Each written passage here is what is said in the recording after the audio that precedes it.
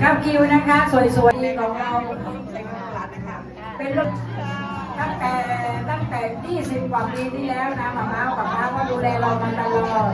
มีสุขภาพที่แข็งแรงนะคะป้าน้องรักป้าน้องรักทุกคน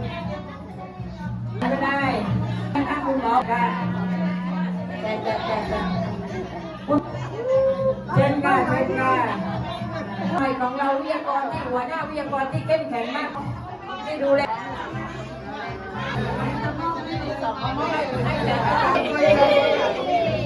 แล้วสิทธิ์ของทานกันถ้าไม่มีมันก็ดูแลเราตลอดนะคะที่ดีด้วยก็เหนื่อยทั้งวันคนไหนที่ยังไม่ได้รับซองจากม่าเชิญป้าเมย์ที่นี่เชิญค่ะป้ามาป้าเรียกลองวิรันไปพี่เมย์เชิญแกลองรันถ่ายเป็นลูกมาลองรัน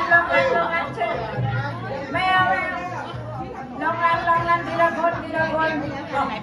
2 คนที่ยังตัวยังเลยแม่มันคนละ